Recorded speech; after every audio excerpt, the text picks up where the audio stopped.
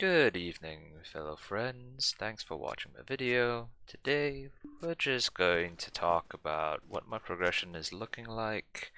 It's been close to a month, if not just over a month, of me getting back into BDO.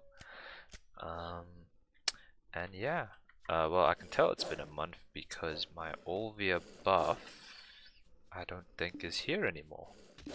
So it's effectively been a whole month, all 30 days, since I've been back in BDO.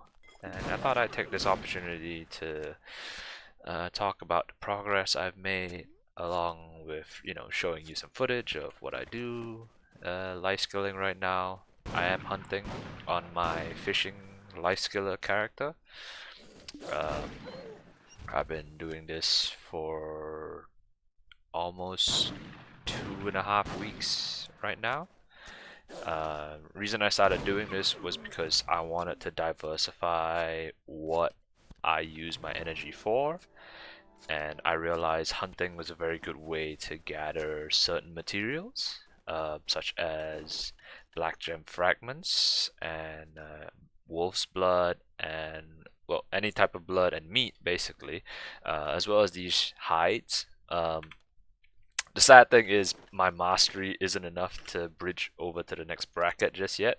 I'm actually really sad. I am one mastery point away from hitting the medium grade rare resources mastery, and that will exponentially increase my profits and what I get from this. Um, so you might wonder like how I got started, because obviously I wasn't doing this before. I never hunted before this, coming back to the game. So how did I, get all the way up to Artisan 7 and gear up all my hunting gear? If you take a look right now, I have 3 matchlocks right here on my toolbar, and how I went about getting those, and why I decided to get into it. So, first off, hunting, the reason I decided to get into hunting was, like I said before, diversify what life skills I was doing. But a lot of people would say that makes no sense. You should focus on one or a few and, just go all in on that to, get your profits. Um, yes, that is true. So the reason I do this is that it ties into 3 other life skills, and that's what I tend to look for whenever I decide to do an activity or focus my efforts on in this game. Um, it's one of the main reasons why I like the life skilling aspect of this game so much, because it really is just so much freedom and capability to do what you want. And for me, the hunting, the byproducts, sorry, the base materials I get from these, which I said before, you'll probably see them. So I get bloods, hides, and meats.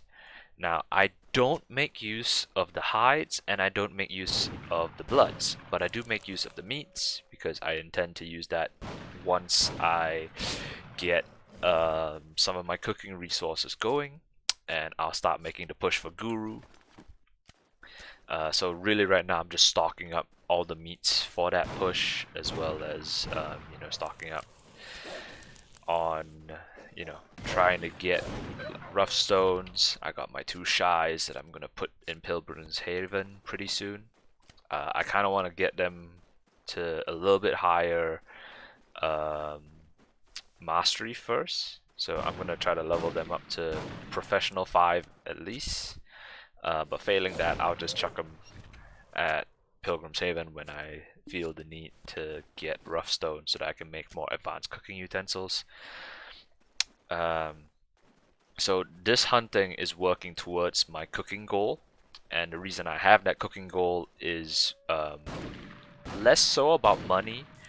I don't really have it in me to do up like really convoluted spreadsheets and compile data to figure out, alright, what's the best meal I can make, how do I compete with all the hundreds of thousands of other players on my very limited server.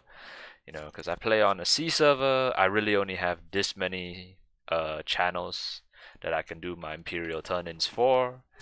So I've always been kind of jaded by that, simply because I don't think I'm on the ball enough to be able to compete with all the other guru cooks when they want to do their turn-ins. The reason I want cooking to power level and also to like start getting into that is because it is a very, very efficient way to get more CP. Now, they changed the cooking byproducts from before when I left the game and when I came back.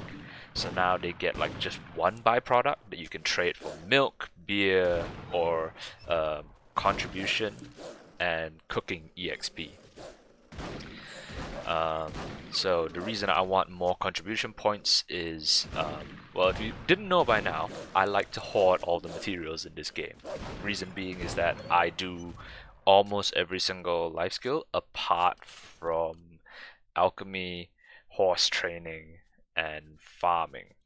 Now, out of those three, I really would like to do farming, but I'm so limited by my CP that you know, it's kind of sad. I wish I could get into farming because farming would really help exponentially improve my cooking, as well as you know, when you're talking about all the fruits that you can get, that adds into bartering as well.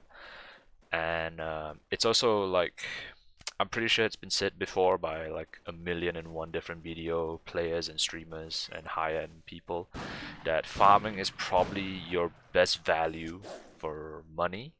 Sorry, best investment of CP for silver in BDO, simply because it gives you really, really high quality products that you can sell, and they're always in demand. So you can make foodstuffs, which cooks will always buy if they don't have enough. You'll get all the fruits, which alchemy people will always buy if they don't have enough. And even then, right now with how bartering works, you could easily gather up items to help with your own bartering or other people's bartering, so you can definitely turn a profit that way. But more important than that, it's actually the best drop giver. So hards, sharps probably drop the most from farming. I have to take a look at the data compiled by Lifeskillers and Lifeskiller Discord as well, but that does seem to have been the staple. Even way back when I was still playing the game 2 years ago, farming was like the go-to. Like if you really wanted hard sharps, that was your go-to. And so that really hasn't changed much. But then again, it is very steep. You will need to invest 100 CP, and you know, I can't, because as you can see, I only have like 310 CP. Some people would say that's a lot. I think it's actually really low, because that's like 300 is like bare minimum to call yourself a life skiller, really. And in fact, some people would say 350, because if you were a life skiller, you'd actually have 350 from cooking.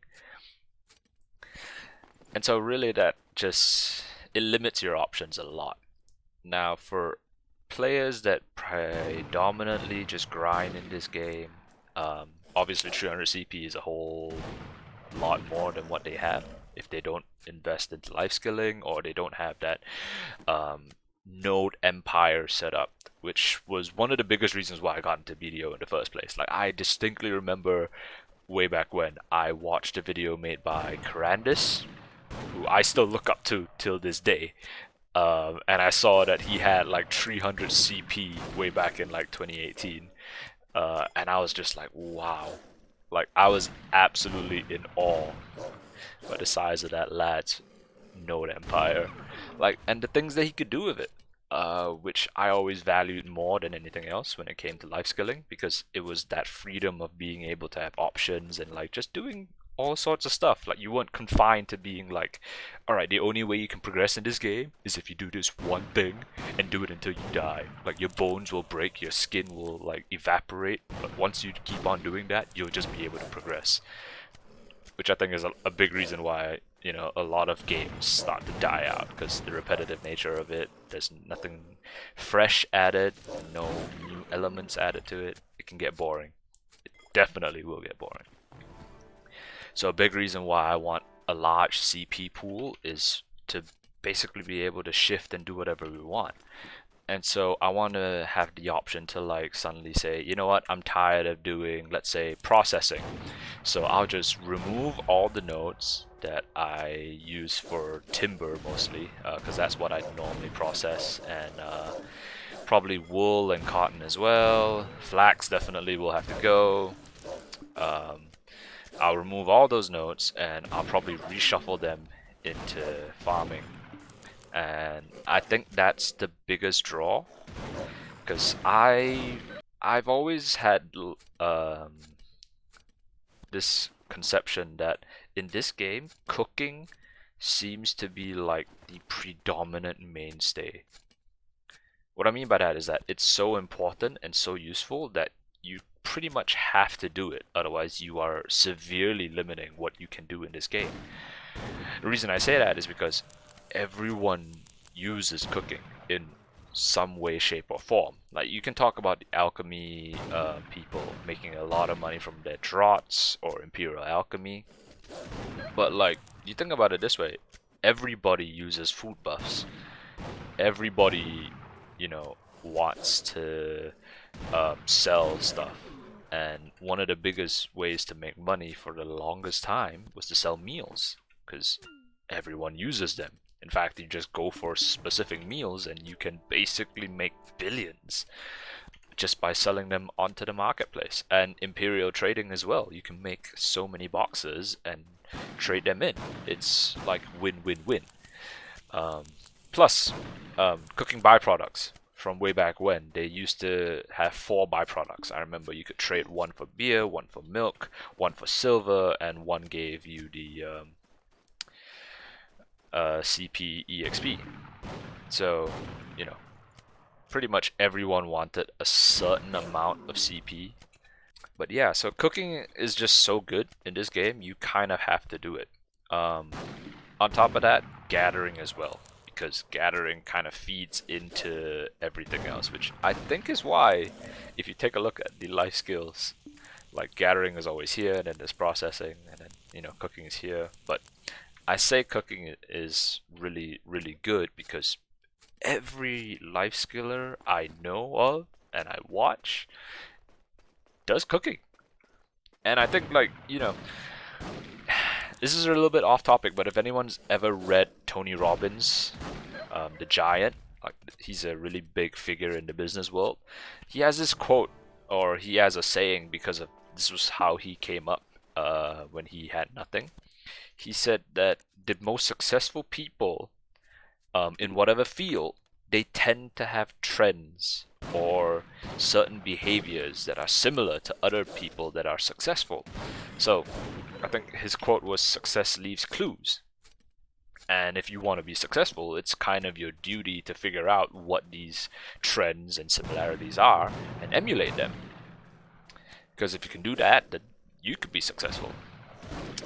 So taking that advice and applying it to BDO, if I see that like every life skiller that's like done something for themselves in this game, they pretty much do cooking, I'm gonna say that cooking is really, really good. And if most of them also gather, I'm gonna say gathering does really, really good. If some of them say that alchemy is really good, yeah, there's probably good evidence for it. But, you know, more than 2 big life skill choices that you make, and then that's when you get into the problem of, okay, how do I sort my time? How do I sort my resources? How do I make sure that I'm playing this game efficiently and not just wasting time doing stuff that, you know, is not helping me get to where I want? Because at the end of the day, everyone wants silver. Like, you could be like a super high level life skiller and you could be chasing medals, but at the end of the day, you still want silver. Like, it's kind of the whole point. Now, when we get to the nitty gritty of it, we're talking about basically a life skill chain. So you do gathering, and the materials that you gather, they go into either cooking, processing, alchemy, and trading, or farming as well, depending, because they kind of go hand in hand. Those all add up, you know?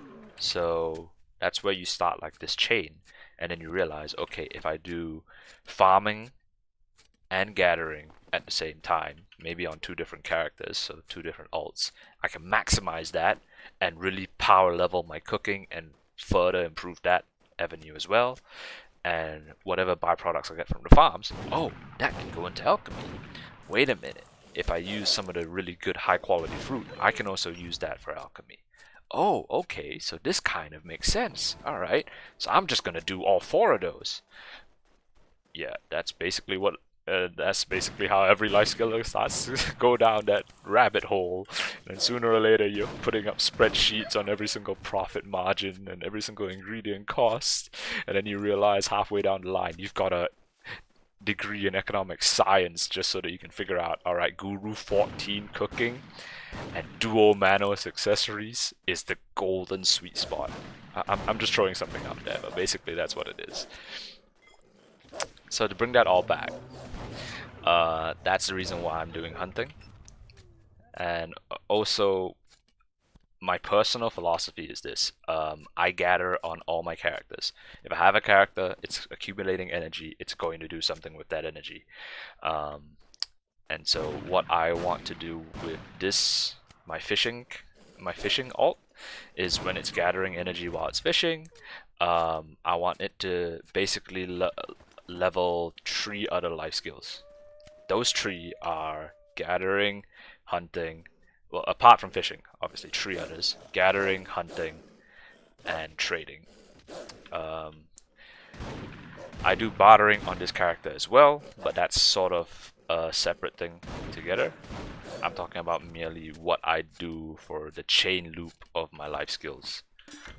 So how I do this is when it's AFK, when I AFK fish, it gathers energy. With the energy that I gather, what I do is I will usually go and use that in hunting if I can.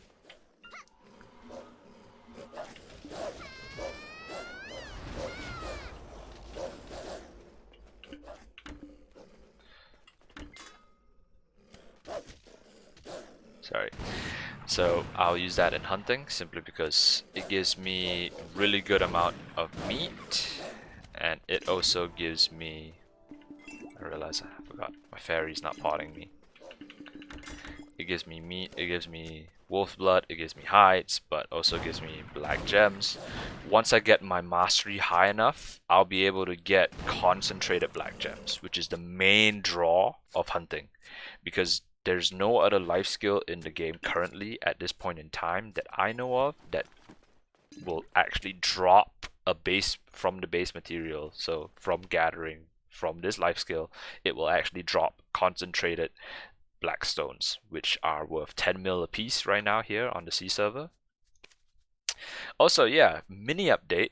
The Radiant Fairy that we got has Miraculous Cheer 5 and Fairies Cheer 4. In terms of RNG, in terms of the skills it gave, everything. This fairy is seriously just, it has my back, guys. Like, you don't turn your back on family, and you don't betray loyalty, alright? So, now that we've gone past that sidetrack, hopefully. So what are my goals right now in terms of life skilling? Well, I would like my hunting to slowly level up a bit more. I'm gonna take my time, get this up to master, hopefully sometime soon. No, sorry, not sometime soon. Hopefully down the line, get it to guru. On the way to that, I will be looking to upgrade my accessories and also getting a Manos Hunter's Clothes. As a Manos Hunter's Clothes would instantly boost my mastery by 200, and if I can get the if I can upgrade all my accessories to Tet, that should put me at about 800 plus mastery, and then the rest of the mastery will just come from leveling up. Once I get master, I should be able to hit the 900 bracket. So that's the main goal for hunting, is if at all possible, I would like to hit the 901 and up, because that will give high grade resources. And according to my guild master Ava, that's when you start to really see super drops come out. Like you will get to see like 10 concentrated black gems. Like you might get 10 to 20 per energy pool, which is amazing when you think about it, because they cost 10 mil a piece. Getting 10 mil, getting 10 of those is equivalent to getting 100 mil for one whole energy bar, which is amazing. And not only that, you can use those to upgrade your life skill gear. So that's what I'll need when I go for Tet on my Manos Gathering clothes. And I also need that for Tet when I go and get my Hunter's clothes as well. Once I get both of those to Tet, oh, it's gonna be a beautiful day. Like, I will literally just hoard those concentrated stones for when I go for Manos. And that's a long way down the line. Simply because I don't feel comfortable gambling, because that's literally what it is. It is gambling. Gambling for those accessories, because the goal would be to swap out my Tet Logia accessories for dual Manos accessories, and that's a very expensive upgrade. It's at least 10 to 12 billion right now based on current market prices. And so, too long, didn't read. If you didn't, I'll leave a timestamp down the line. The reason I am hunting and doing hunting is because I will eventually need the base materials for cooking, and I currently make decent profit from it just by getting the blood and the hides, and I'm stocking up the meats. And eventually, once this gets going, leveling up a bit more, I will get much more black gems. I'll get more concentrated black gems from this, and that will pay off on the long run, because that will go towards my life skill gear upgrades, and that will feed into other avenues of life skill as well, because like I said before, I gather across all my characters. What I do is I will put all my accessories on the gatherer's clothes onto the marketplace storage warehouse, and from there I will just transfer it over to wherever they are, get them to use it, use up all the energy, go back, put the accessories back on the marketplace, and transfer them to the next character, and so on and so forth.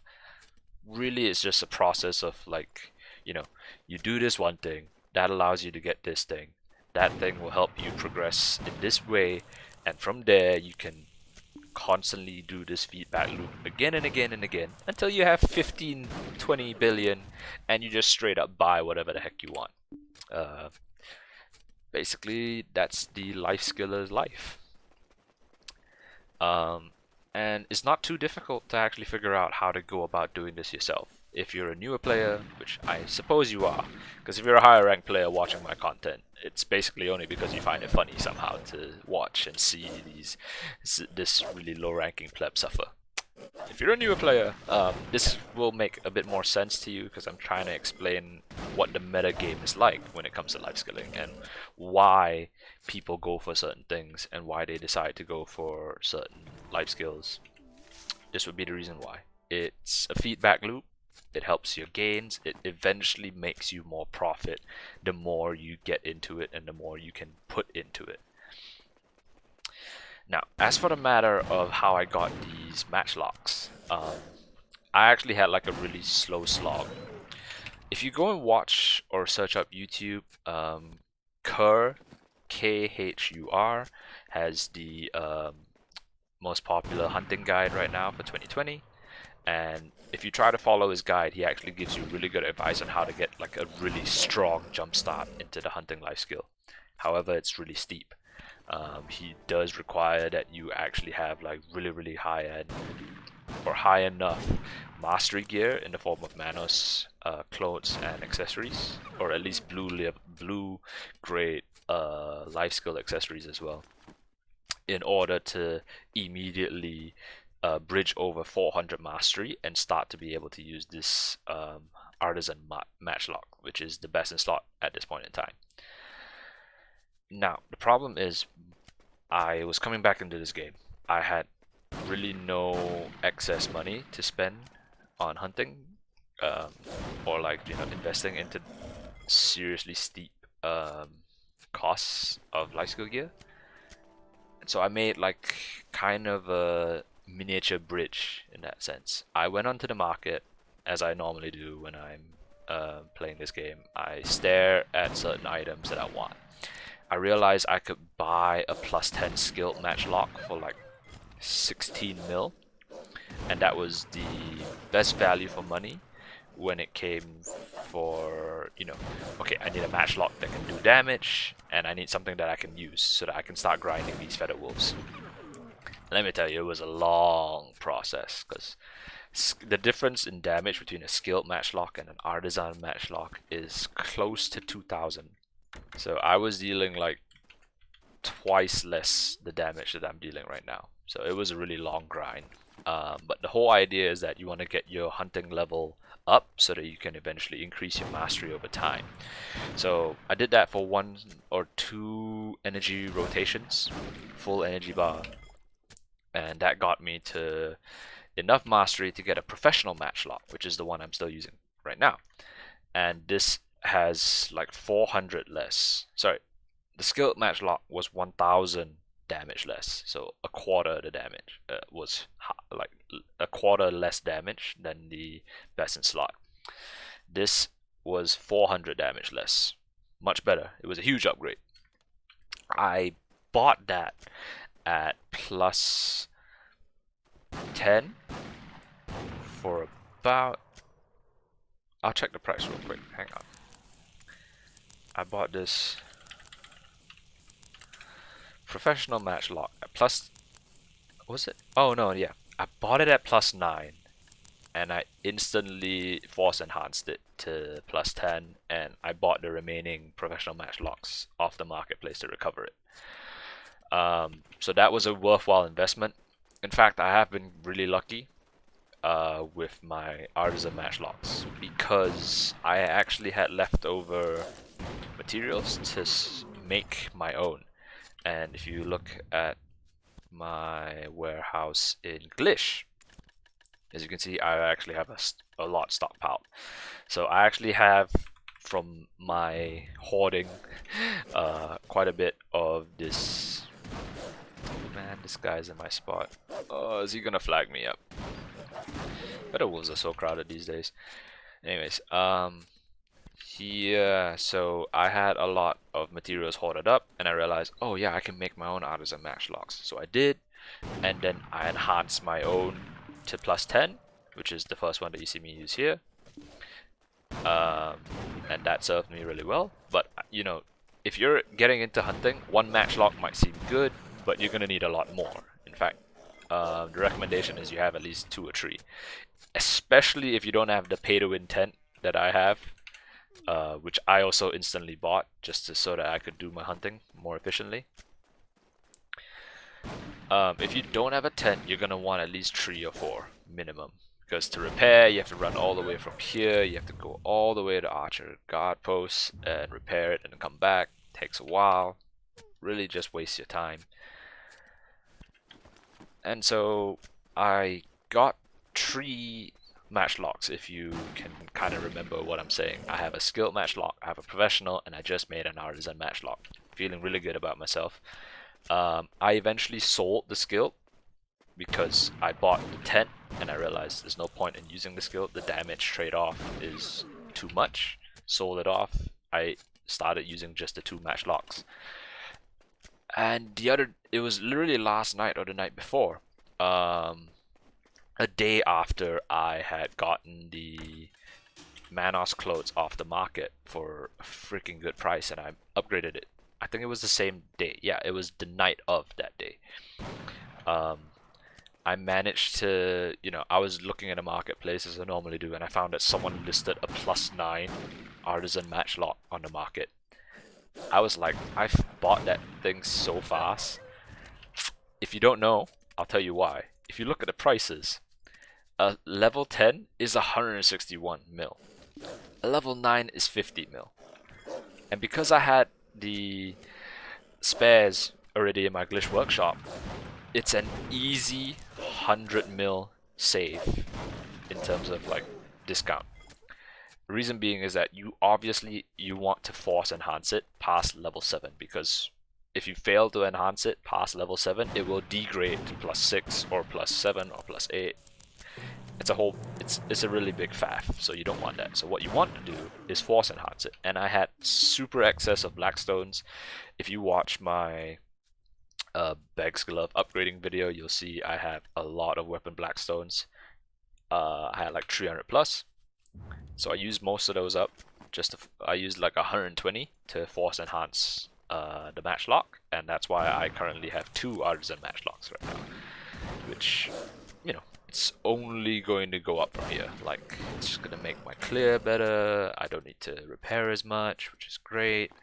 But also, this actually leads into one of the biggest profits of hunting, which is going for blue whales. Now, if you paid attention like 4 or 5 minutes ago, there was actually a notification saying that on this channel someone had, like, I have discovered a whale. As you can see, it's in the Inferior Sea. Blue whale hunting is extremely profitable, but it requires that you have at least 3 matchlocks. And obviously you want to be doing damage, so you want to have 3 artisan matchlocks, bare minimum, in order to join a blue whale hunt.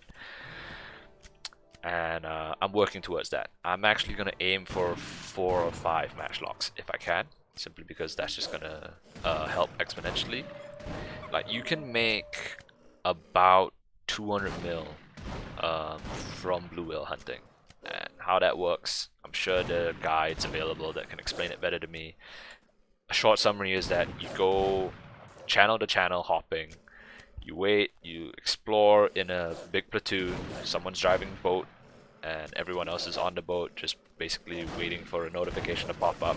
Someone gets the notification that they've discovered a blue whale, everyone goes to that location and they just start yeeting that fella with all their matchlocks until it dies. When it dies, it will drop certain items that can be extremely profitable and sold for a lot of money. That's where a big profit comes from. I think the marketplace might have diluted the possible profits from it because everyone's getting whale tendon potions right now. No one really uses blue whale maulers anymore, but it's still really big profit and you can still make a lot of money from that. That's probably one of the end game goals. The other one being you can go and hunt calcs, which I'm pretty sure I have done a video of. If not, I will do one in the future, but I've done a couple of calc hunts with my guildmaster Ava. They're pretty fun, but you know, in the footage that you see, I'm actually severely limited because my horse isn't fast enough. That actually brings me to another point. I should have done a video by now explaining how I got a T7 horse for a good amount of money. I need one more that's like that, simply because that T7 is currently on my main and he's doing all the running around. I need another one so that I can use it for my life skiller here, because that will allow me to go and hunt calcs way better, because I can actually catch up to them instead of wasting most of my time trying to run to them. So I am still looking actively on the horse market for one. If I can get one similar to that, it'd be great, because that was a friggin' steal. If not, I will be looking to purchase a T8 with similar skills for about 200 mil or less. Yeah, I'm not too confident in going for a Corsair T8 and trying to get that to T9. That to me sounds like a huge waste of money. And since I personally don't do horse training, it feels like that's just a horrendous waste of money. I would rather straight up buy a T8 horse Corsair and do the upgrade process at least once. But I probably won't do that. I'll just eventually save up 12 billion and just buy myself an Ardudat, Pegasus, and you know, fly all over the map. That's like super late game goal though. Like, I have it written down somewhere on my spreadsheet, but that is one of the goals I have, is to get a Pegasus or a Doom Horse, one of those two. There is absolutely no reason for me to buy a unicorn. I think that, no offense to anyone that loves unicorns, I just don't like the idea of getting a unicorn, because to me it just makes no sense. Like, you either get a Doom Horse because you like the red black motif, and clearly you want to just run over into someone and stampede them, you know, their skill where you just stomp and they might just instantly die. And it's also really good for Guild Wars, Node Wars, or you just want a Pegasus because you want to fly around the map and get from Duvenkroon to Valencia City in like 2 minutes or something. I don't know what's the speed run. All I know is that I will not upgrade a T8 myself unless I buy it straight up as a Corsair. And I've been droning on for so long, oh my god. But yeah, I think that's about it. That's all I have to say when it comes to my life skilling progression. I did touch on my gathering and my eventual plans to go for guru cooking. I guess I could talk a little bit more. This is probably going to end up as one of those really long videos where you just hear me talk. Hopefully I'll find a way to edit it, but the reason I gather on all my alts is because I have so many different things that I want to do. As most people in this game would, I want to have 2 of my shies be at Pilgrim's Haven to gather Roughstone that will go into, you know, cooking utensils, advanced cooking utensils. I have my Tamer currently sitting in Olvia to do the milk minigame, which will be really good because milk will add to cooking as well down the line. I might get my cooking alt as well to go down to Olvia whenever he's got full energy to do the milk minigame as well. I think it's only right, otherwise he will be gathering chopping logs. Predominantly I do chop logs and I gather meats. The reason I chop logs is that I use them to make crates, or I'm stocking them up to eventually make crates, because I always found that like processing is kind of a bit of a waste of time unless you have trading. Simply because the market's so super saturated right now, it kind of makes no sense. You have to do trading in order to get some amount of profit. And so building into that, the reason I went for a Tri-Manos Lumbering Axe as the first life skill item that I really put money and effort into, which I honestly regret not recording because that upgrade process was seriously such. It took my soul. Like, it was one whole sleepless night where I had spent a week in the game, and I decided, you know what, I need to get a Manos Lumbering Axe because I can't be spending so much time and effort buying magic lumbering axes and making my own lucky lumbering axes. I just want to get a Manos one, get over it, because at that time I was gathering a shitload of logs for my inferior sailboat, and I still would need more logs down the line to upgrade it. And I also have really late game plans to go for a frigate somewhere down the line, so gathering for that as well is one of the really late long-term goals that I have. Maybe I'll sell it, maybe I'll keep it. Probably keep it because I don't think it's worth selling for 3.3 bill. I think it's worth a lot more than that in terms of the effort and the amount of time, energy that you spend.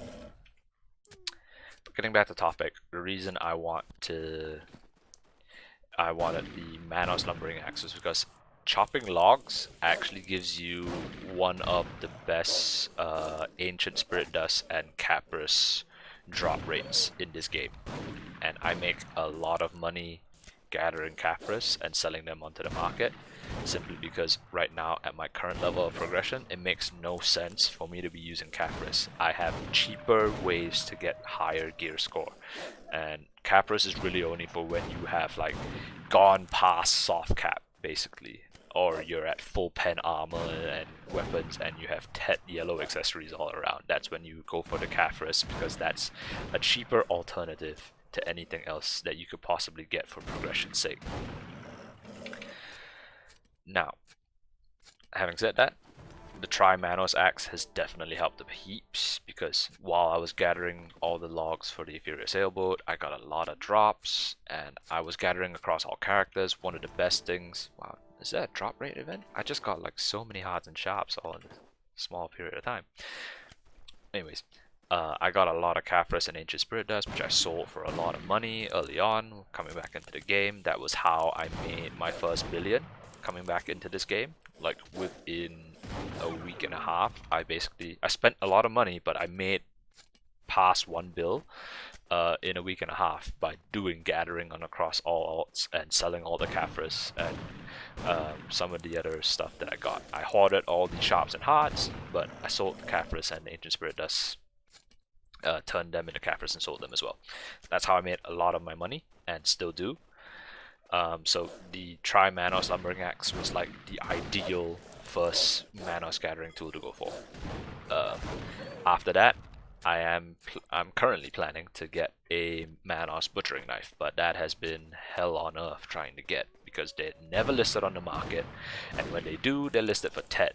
And if anyone knows what the hell that upgrading it is like, it's really not worth buying at base unless you're really super confident, because honestly you could make it at base for cheaper, and that's why no one sells it. And you really want to buy it at like Pry or plus 15, which will never happen because no one's dumb enough to sell it at that point. Or Duo. Duo you can still make an exception for, but it's really quite expensive at the same time, so you know, you weigh your options. So you want to buy, or you want to somehow get a Tri-Manos Butchering Knife and then upgrade it to TED on your own. That's basically the whole concept. That applies to most Manos tools anyways. So going back to the feedback loop, I need money in order to go for that upgrade, and I need memfrags. So that's why I AFK fish, and that's why I needed the money to go for that venture, because going for a TED Manos tool is really tough. You have to cron. You have to cron. I have said this many times to my guildmates, and they all agree. In fact, most people would agree with this line of thought. If you are a lifeskiller, you cannot afford to downgrade your lifeskilling gear, because the whole concept of being a lifeskiller is to do all the stuff in this game so that you can make silver. And every single time you downgrade, or if you downgrade your lifeskilling gear, your profits get slashed so much it's not worth. So you have to be upgrading. You can't downgrade. You have to make backups, you have to cron, you have to do whatever you can to preserve your mastery so that you can continuously make items and make money. If you downgrade your lifeskilling gear, you're talking like hundreds of millions of silver loss per day. Easily per day. Ask any lifeskiller. If they downgraded their lifeskill gear and they had to go back to something else that wasn't as good, it's easily a few hundred mil per day. Easily. And that's just not something you can handle. Like, seriously. It is a huge step back. It's not worth it all. You have to be upgrading. So that's why every single lifeskiller goes and crons to get their Manos tools to TED. And that is expensive. Like, I'm pretty sure it's at least 300 crons, if I remember correctly. Going for 10, yeah. Actually, no, it might be closer to 250. Anyways. So that's the whole purpose of it. And one of the things that you're gonna have to consider is that going for that TED is really expensive, but going for Tri, not so much. Technically speaking, it's way more profitable for you to go for Tri and keep it there for a time being until you get the fail stack and until you get enough money for the crons to just go for it. A lot of people will say go for TED Manos tools at 80 plus fail stacks. I highly disagree. I think you should only go for it at 100 plus. Reason being is that you want to make your crons worthwhile, because it can be really expensive, and at 80 fail stacks the percentage is just not enough to justify that cron costs. Even if you are a lifeskiller making huge bank, you want to be making more bank by getting that TED, but it's going to cost you bank to get that TED. So where does that leave us? Well, that leaves us with two options right now, which is I'm slowly gathering up my resources, obviously going for combat gear, but at the same time I am actively looking for lifeskilling gear. That's why I was able to snipe the Manos clothes, and it's why I actively gather and put effort into my gathering. And stocking up, although it sounds like a waste of time, it makes a huge amount of sense, because you can only really effectively use your time once you get a specific setup for that life skill. I'm going to use cooking as an example. I don't have +4 cook's clothes. I need that +4 cook's clothes so that I can get 1 second cooking. Once I have 1 second good at cooking, I can go for guru. Why? Because I have so much material stocked up. I can just cook day, night, and like just power level my cooking all the way to guru. Why do you want guru? So that you can start making guru cooking boxes. But even before that, you want guru because that will net you a serious amount of profit, because you get, not only do you get byproducts, you get an increased amount of chance to create more procs per cook. That reduces the amount of durability that your cooking utensil takes, and it increases your output of food that you're making. That accelerates your profit because it's a percentage and numbers thing. Immediately after you go for that, you're gonna start seeing a huge amount of returns for what normal people wouldn't be able to get. And so you want to get 1 second cooking for if you're really trying to be invested into cooking. That requires +4 cook's clothes. I only have a +2. I have failed all 3 of my +3 cook's clothes attempts in the past with like 50+ fail stacks. I haven't yet recovered a +3 to use. It's kind of a bummer, but like I said, I'm still stockpiling and I'm waiting. I'm still waiting to get those. Once I get that, it's just gonna be a lot easier for me to progress. And I am planning to make meals, but probably not for like a main source of income. Like I said before, I'm mainly going for the CP byproduct so that I can push for 400 CP. That would be like the big goal that I'm trying to get when it comes to my life skilling. Because at 400 CP, I feel like I would have enough to play around, and hopefully by that point I won't be processing and trading that much. It is a waste because you could be spending that time doing bartering, which is C trading, and that pays out way better and way easier.